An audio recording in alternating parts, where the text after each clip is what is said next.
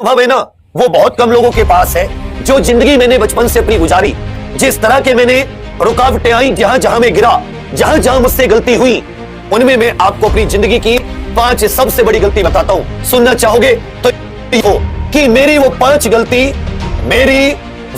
गलती कि जो चीज में 22-23 साल की उम्र में पा सकता था, उसके लिए मुझे 26-27 साल की उम्र का इंतजार करना पड़ा।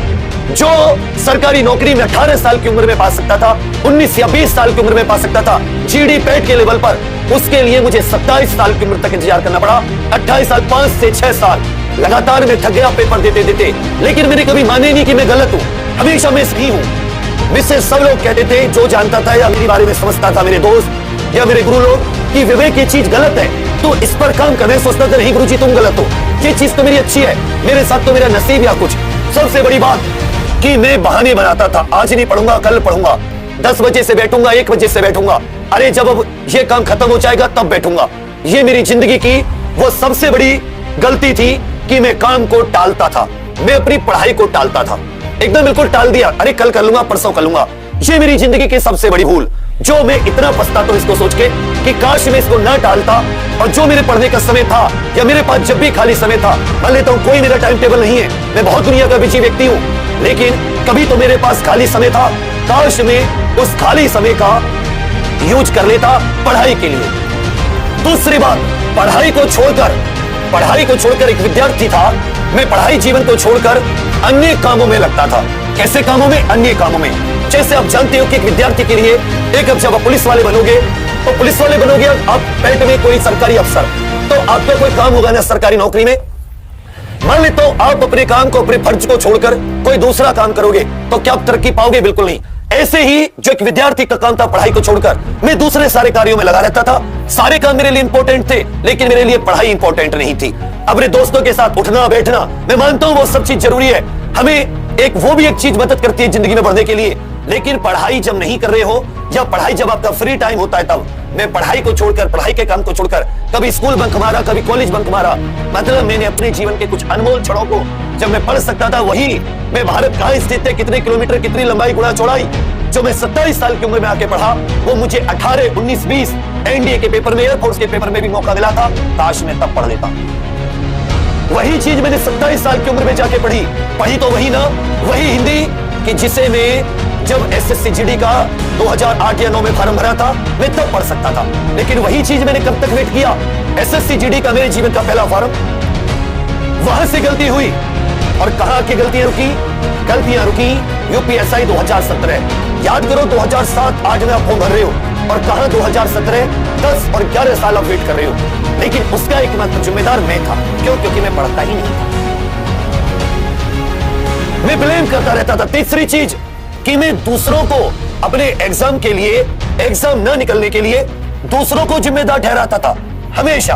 भाई मेरी पेन तो किसी ने नहीं पकड़ा था, ऐसा तो नहीं था कि मेरा पेन किसी ने पकड़ लिया कि जी तू मत पढ़, कभी भी ऐसा नहीं हुआ। घर वाले कह रहे पढ़, ट्यूशन भेज रहे, ये कर रहे, वो कर रहे, पैसे खर्च कर रहे हैं, या मतलब अच्छे स्कूल कॉलेज में पढ़ा रहे, जो कुछ उनके बस की था, लेकिन मेरा पेन तो किसी ने नहीं पकड़ रखा था। फिर क्यों? इसका मतलब किस्मत को, अरे मेरा तो इतने नंबर से रह गया, अगर मेरी उस शिफ्ट में होता या मेरा उस शिफ्ट में होता, भगवान काश मेरा पहले पेपर होता, क्या हे भगवान 1-2 नंबर और आ जाते। बस इसी कश्मकश में दुनिया में हमेशा सोचा पीछे रहूं, बस कैसे मेरिट में आ जाऊं। कभी ये नहीं सोचा कि मेरिट में मैं सबसे ऊपर भी तो आ सकता हूं, कभी नहीं। बस हमेशा कैसे बस मेरिट में आ जाऊं, कैसे मेरिट में आ जाऊं, बेशक कोई मुझे बाद में निकाल दे, बस एक बार घर को दिखा दो, रिटन पास हो जाए। तो घर वालों को दिखाने के लिए थोड़ी ना रिटन पास है, अरे नौकरी लाने के लिए, ज्वाइनिंग लेटर बुलाने के लिए है ना। क्यों पढ़ाई कर रहे हो? रिटन निकालने के लिए या ज्वाइनिंग लेटर के लिए? आप कहोगे सर ज्वाइनिंग लेटर के लिए, तो फिर रिटन में क्यों घुसना था? लेकिन नहीं, दूसरों को जिम्मेदार, मम्मी को, पापा को, सबको जिम्मेदार, लेकिन कभी खुद के अंदर झांका ही नहीं कि गलती तो मेरे अंदर है। मुझे नहीं आता अलजेब्रा, मुझे नहीं आता ट्रिग्नोमेट्री, मेरी मम्मी मेरे पापा की गलती थोड़ी ना है, उन्होंने तो मुझे हर सुविधा देने की कोशिश की। खुद किसी भी तरह तंग हाल में तुम्हारे हमारे माता पिता रहते हैं, हम बुरी परिवारों से आते हैं, 5-7 बीघे खेत होता है, उसमें ज्यादा से ज्यादा 4 से 5 कुंटल अनाज होता है, वो बस खाने पीने में निकल जाता है। छोटी मोटी फौज पुलिस की नौकरी, या जो मजदूर या किसानों के या दुकानदार आदि जिनके पिताजी होते हैं, उन पे तो वो भी नहीं होती, आती है वो भी इसी तरह से चली जाती है। तो कहने का अर्थ क्या होता है कि हम लोग उन्हीं छोटे मोटे परिवारों से, जहां सपने तो होते हैं, उन माँ बाप के सपने भी हम पे टिके होते हैं, पूरे घर की जिम्मेदारी हम ही को आगे हम ही को उन्हें सम्मान और सब कुछ उनकी जिंदगी को अच्छा करना है, लेकिन हम उन्हीं को जिम्मेदार ठहरा देते हैं। कभी नहीं। तीसरी सबसे बड़ी गलती। चौथी सबसे बड़ी गलती साथी, ये जो जुनून नाम की चीज होती है ना, ये जुनून, पागलपन कि गर्मी लग रही है तो पता नहीं चल रहा कि गर्मी है और सर्दी लग रही है तो महसूस नहीं कर रही कि सर्दी लग रही है। मन को एकदम कठोर कर देना। जुनून नहीं है उस व्यक्ति में जो 15 मिनट पढ़ा फिर बंद करके कुछ और देखने लगा। अगर तुम्हें पता करना है कि तुम्हारे अंदर जुनून है या नहीं है, तो मैं बता रहा हूं, जुनून पता करने की 3 तरीके हैं। पहला तरीका, अगर तुम 15 मिनट, 1 घंटे, 2 घंटे एक साथ कम से कम 4 से 5 घंटे नहीं पढ़ रहे, आप में जुनून की कमी है। क्योंकि वो आपके अंदर की जुनून की कमी, वो आपके चंचल मन पर आपको हावी कर देती है। चंचल मन को आप पर हावी, आप बंद करते हैं, कुछ खोलते हैं, कुछ खोलते हैं, फिर बंद करते हैं, लगातार नहीं। जो जुनून होता है ना, आपको एक लक्ष्य देता है कि आज साला 400 क्वेश्चन गणित के हटाऊंगा तभी छोड़ूंगा। ये 400 क्वेश्चन गणित के लगाने के लिए तुम रुक जाते हो, टप जाते हो और 4 से 5 घंटे में आप 400 क्वेश्चन लगा देते हो। यह है जुनून। अगर ये नहीं है तुम्हारे अंदर, इसका मतलब कमी है। ढूंढो कैसे होगा। दूसरी चीज कि आप दूसरी चीज इसी में आ जाते हैं जुनून। जब आप दूसरे कामों को वरीयता ज्यादा देते हो, बहानों को ज्यादा वरीयता देते हो, तब भी आप सोच लेना आपके अंदर जुनून की कमी है। तीसरी चीज, जब आप सुविधाओं का बहाना बनाते हो, अच्छी किताब नहीं है, अच्छा कोचिंग नहीं है, अच्छे मुझे समझाने वाले नहीं है, तब याद रखना, तब आप गलती करते हो, तब आप में जुनून की कमी है। जिस व्यक्ति के अंदर ये तीनों चीज है, उसके अंदर जुनून नहीं है। और जिसके अंदर ये तीनों चीज नहीं है, पसीने में है तो है, ठंड में है तो है, लाइट नहीं तो लैंप, लैंप नहीं तो रोड की लाइट, और रोड की लाइट नहीं तो रात में आराम और पूरे दिन पढ़ाई, लेकिन उसके अंदर एक इच्छा शक्ति, एक इच्छा बल, तो जुनून की कमी। और पांचवी चीज साथी, जब समय होता है उस सही समय को ना पहचानना। सरकारी नौकरी की तैयारी का एक समय होता है, जैसे जैसे वो समय बीतता रहता है, 1 पेपर, 2 पेपर, 3 पेपर, 4 पेपर, फिर सर पर एक अजीब सी टेंशन छाती है। लोग तुम पर हंसते नहीं है, खिसियाते हैं।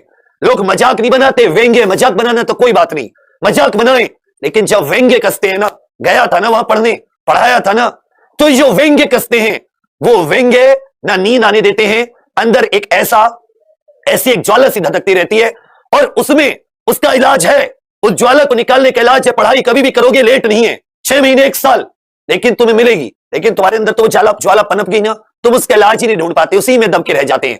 फिर घर वाले शुरू हो जाते हैं, नौकरी कर ले, प्राइवेट नौकरी कर ले, हमारी बस की नहीं है तुझे, लड़कियां हो तो उनकी शादी वगैरह। जब तुम्हें समय मिला था ना बेटी पढ़ाई का, तुम्हारे घर वालों ने समय दिया था, तुम उस समय सोचो कि तुमने पढ़ाई की थी या क्या काम किया था। अब आता हूं उन व्यक्तियों के बारे में तुम्हें बताने कि जो व्यक्ति सफलता पाते हैं। ये 5 चीज समझिएगा, ये तुम सब में कमी होगी और इसीलिए तुम्हारे एग्जाम नहीं निकल रहे होंगे।